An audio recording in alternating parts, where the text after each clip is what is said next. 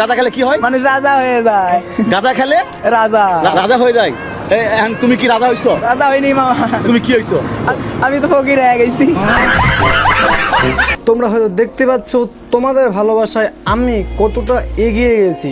তো বন্ধুরা, তোমরা অবশ্যই আমাকে সাপোর্ট করবে। আর আজকে আরো একটা নতুন ভিডিও নিয়েছিলাম। এই ভিডিওটা কেমন হয়েছে অবশ্যই কিন্তু কমেন্টে বলে যাবে, কারণ তোমরা ভিডিও দেখতেছো কিন্তু কমেন্ট করতেছো না আর লাইকও করতেছো না। অবশ্যই কিন্তু কমেন্ট, লাইক আর চ্যানেলটা সাবস্ক্রাইব করে যাবেন, কারণ তোমাদের একটা লাইকে আমাকে আরো মোটিভেশন করে আর একটা নতুন ভিডিও বানানোর জন্য। তো বন্ধুরা চলো তাহলে ভিডিও শুরু করা যাক। গাইস, খরগোশ গাঁজা খাওয়ার পর অবস্থা যা হয়। গাঁজা খেলে কি হয়? মানে রাজা হয়ে যায়। গাঁজা খেলে রাজা রাজা হয়ে যায়। এখন তুমি কি রাজা হইছো? রাজা হয়নি মামা, তুমি কি হইছো? আমি তো ফকির হয়ে গেছি। মানে মুরুখ বলতেছে আমাদের এক দফা এক দাবি, গাঁজা হলো জীবন সাথী। নিঃসন্দেহে তুই ঠিক কথা বলেছিস। এখন এইটা শোনার পর এই বলদের পুরাই মাথা নষ্ট হয়ে যায়।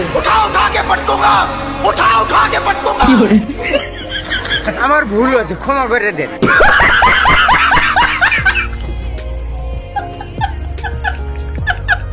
मुझे कोई बताएगा मैं कौन हूँ? তো প্রথমে আমার পরিচয় শোনো, আমি একজন ডাকাত। প্রথমে ছোটখাটো চুরি করতাম, এখন বড় বড় চুরি করি। আজ পর্যন্ত কোনো পুলিশ আমার বাল কেন ননুটাও বাঁকা করতে পারে। আমার হাত দেখেছো? मुझे कोई बताएगा मैं कौन हूँ? তুমি আমার আন্টির পোলা, চলো জেলে চলো। ওইটা আমার লেওড়ার পোশাক। তো পুলিশটাকে নিয়ে গিয়ে একটা বুলেটের মধ্যে ভরে, এরপর কামানের মধ্যে ভরিয়ে দিয়ে, তো সামনে পুলিশের লঞ্চটা ছিল, ছাতাটা বের করে বুলেটটাকে ঘুরিয়ে ফেলে। সোজা গিয়ে একেবারে মাফিয়ার পায়ের তলায় পড়ে। তাড়াতাড়ি করে আবারও মারতে যায়, তখনই দেখে মেশিন চালু হইতেছে না, মানে ভিতরে জাম হয়ে গেছে। তাড়াতাড়ি সামনে গিয়ে দেখে কামানের মুখে গুজ ভরা। তখনই গুজটাকে ছাড়ানোর জন্য চেষ্টা করতেছে, আর এইদিকে পুলিশটা কামানটাকে মেরে দেয়।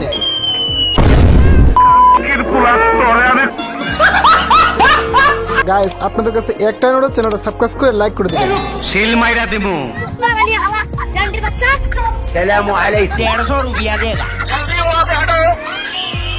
এরপর পুলিশটা মাফিয়াটাকে ধরার জন্য জাহাজের নিচে গিয়ে বলতে শুরু করে, তখনই বোটটা কানা হয়ে যায় এবং পুলিশটা পানি নিয়ে চলে যায়। তখনই পানির তল থেকে একটা কামান নিয়ে উঠে চলে আসে। তুই কি আমারে ফুটপাতের মাস্তান ভাবছ?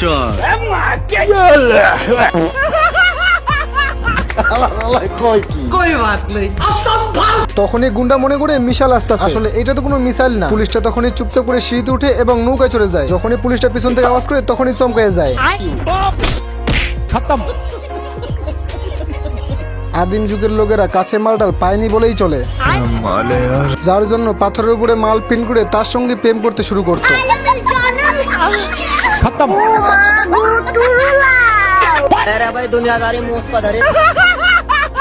আদিম যুগের লোকেরা যদিও কখনো একটা মাল দেখতে পাইতো, তাদের সাথে ক্যামেরা নিয়ে এসে মালটার ছবি তুলতে শুরু করতো, যেন পরিবর্ততে পাথরের উপরে প্রিন্ট করা যায়। এরপরে এই মালটা ছবি তুলতে তুলতে পাহাড়ের নিচে পড়ে যাইতেছিল, আর মাল পোজ দিয়ে দাঁড়িয়ে আছে আর ভাবতেছে আমার পিক তুলতেছে। আদিমকালের মালগুলো খুবই বুদ্ধিমান ছিল। যদি কখনো তারা পাহাড় থেকে নিচে পড়ে যাইতো, তখন তারা সেটা জানার পর এইভাবে উল্টো করে পাহাড় থেকে নিচে নামতো না, মানে তার জাঙ্গিয়া ফুলে এইভাবে নিচে নিয়ে আসতো।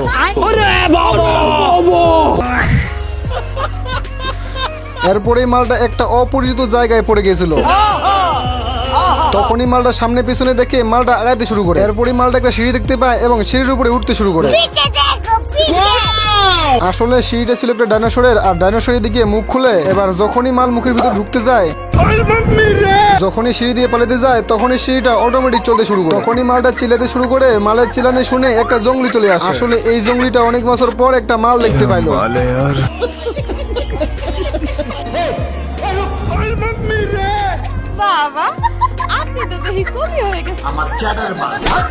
তো মাল এবারে মার খেয়ে প্রেমে পড়ে যায় যখনই আই লাভ ইউ বলে।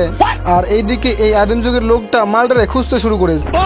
নিচে তাকিয়ে দেখে জঙ্গলি তার মালটাকে ধরে ফেলেছে, যার জন্য ছাতা নিয়ে নিচে নামতে শুরু করে। তো মালের চুল ধরে টেনে নিয়ে যেতেছে, তবুও মালের মনের ভিতরে প্রেম জাগতাছে। তখনই আদিম যুগের লোকটা নিচে নেমে চলে আসে।